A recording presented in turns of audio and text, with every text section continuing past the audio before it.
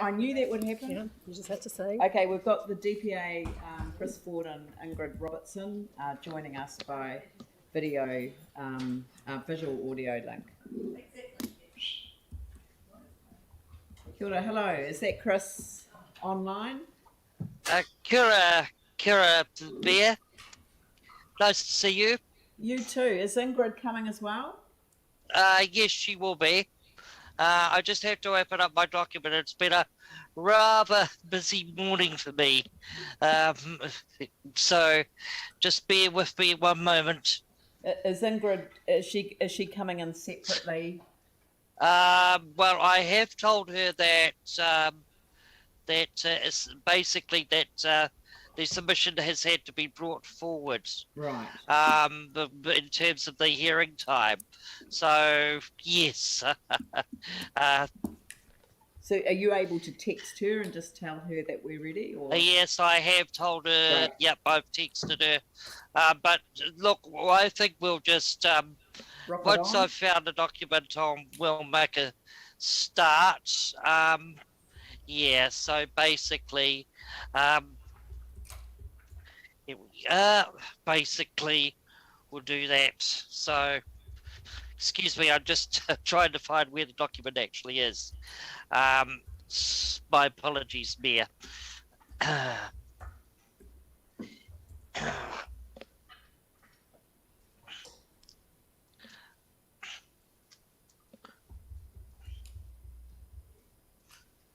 Okay.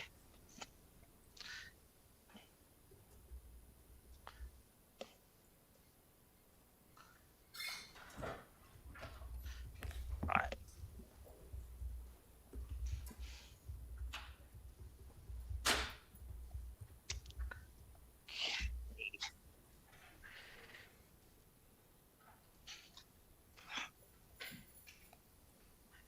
We have the final plan up. That's it's just coming up now. And anyway, I'd just like to kia ora tātou, Councillor, Mayor Dalzell. First of all, DPA welcomes this opportunity to submit on the Christchurch City Council's annual plan 2022-23. From our perspective, Council has moved to implement several positive initiatives during the past year. We note this in respect of the Otakaro, Avon River Corridor OARC plan, and we note from the plan that Council is intending to work very closely with the community and Ngāi Tahu and Ngāi Tuahurili as mana whenua. We're also pleased as an organisation which works to the principles of Te Treaty that the Council is working to build its own partnership with iwi and mana whenua. And in a sense, we want to see the voices, perspectives and hopes of disabled Māori that is raised within Council policy and decision-making processes as well. One significant move that we wish to commend Council for is its decision to stop charging for library overdue items. We note that this has happened in other locations as well. It's been proposed in Wellington and also has occurred in Dunedin. So this will bring Christchurch into line with other local authorities in Aotearoa. We also wish to acknowledge that there are no significant changes in this year's annual plan. However, we do wish to emphasise some key issues that we either seek to reiterate or seek clarification upon. The first is around the proposal to defer or delay some previously planned capital spending. DPA believes that any deferred or delayed spending should not be at the expense of meeting accessibility requirements. Indeed, DPA believes in the principles of universal design when it comes to capital development such as buildings, footpaths and other infrastructure. Indeed, DPA recommends the use of universal design principles.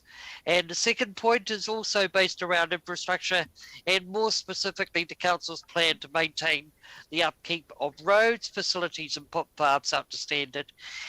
We believe that this commitment we do welcome this commitment given the economic pressures that the Council and the country is facing.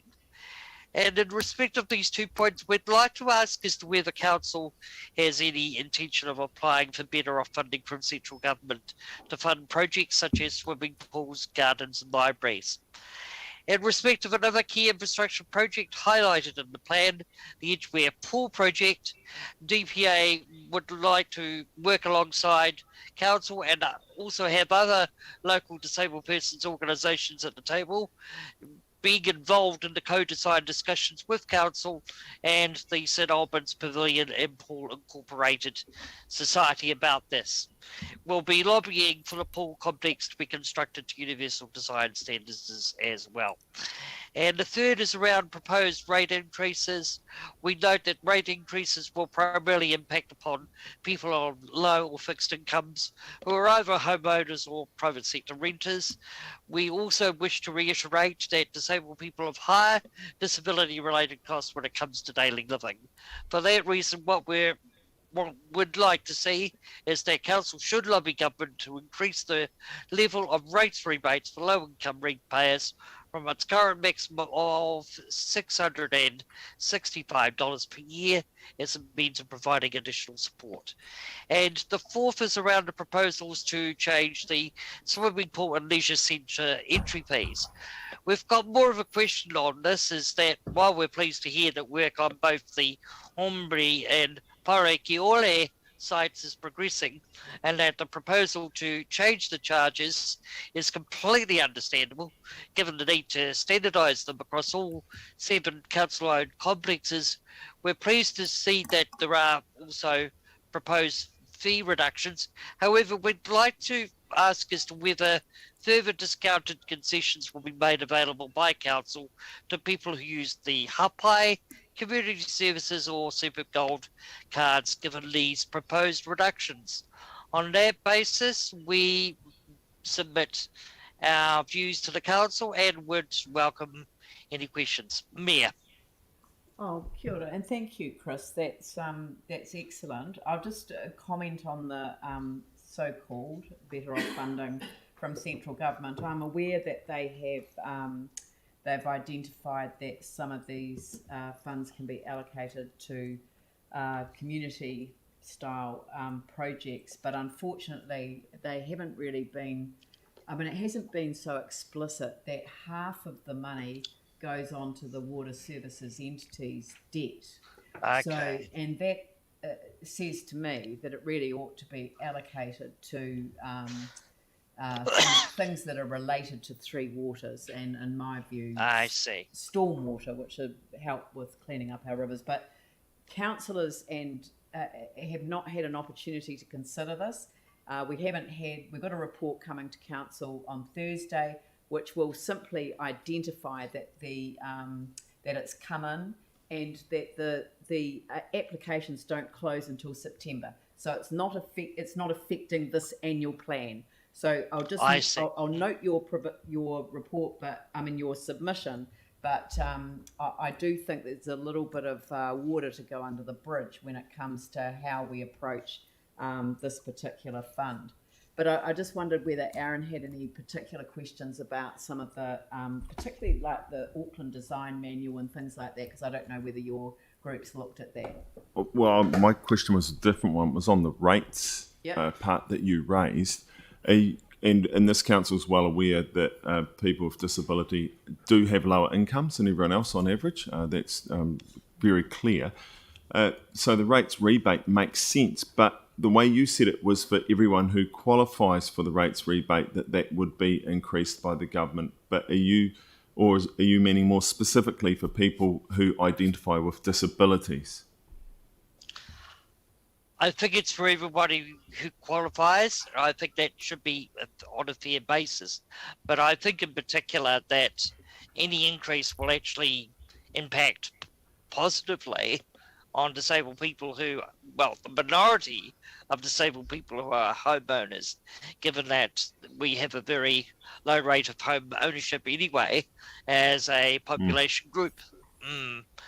But at the same time, also, I guess that any rates increase will also flow through in private sector rentals too. And many disabled people live in rental housing. So I guess that rates are an important component of local government finance. They're very important in terms of maintaining the services that we need as disabled people, amongst others, in our communities. However, I guess the challenge for council is getting that balance right, making sure that the rates are sustainable, rate income is sustainable for it, but also for those who are paying, and particularly to be mindful of groups of people such as older people and disabled people within that population mix who may find paying rates a bit harder, but those sorts of central government supports are very important. And yes, the rate of rate support grant should be increased. Right. Okay. Yeah. Well, that does make sense. I personally would rather see more targeted to people with disability, because that would also, for landlords, mean that they will go out of their way to try and attract disabled tenants, because there's a better subsidy, and look after them and keep them there longer. So, I could guess be a that consequence. Yes. We don't have a position on that as such, but your idea is something worthy of further exploration.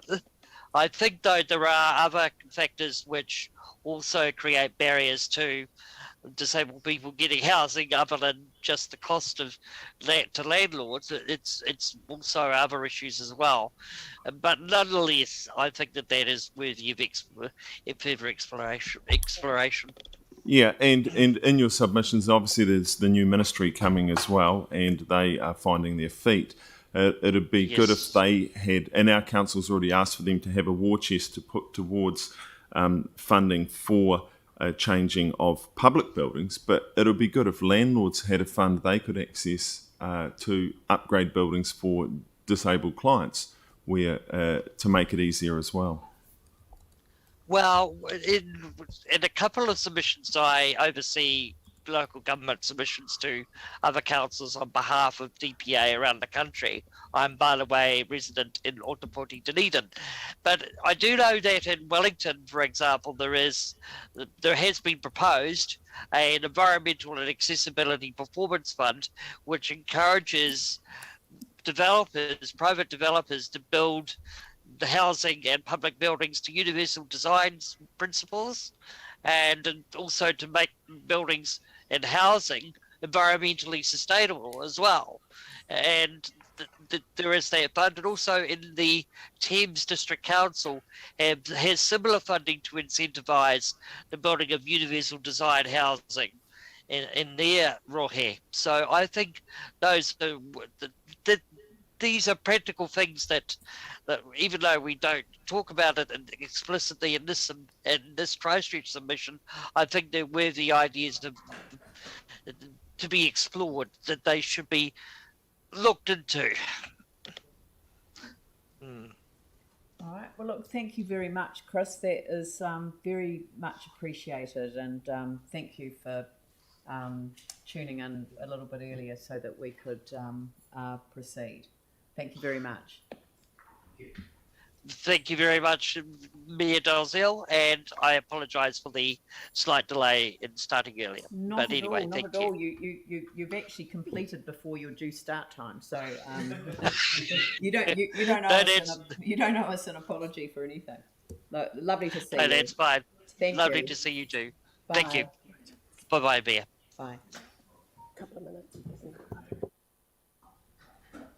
So we'll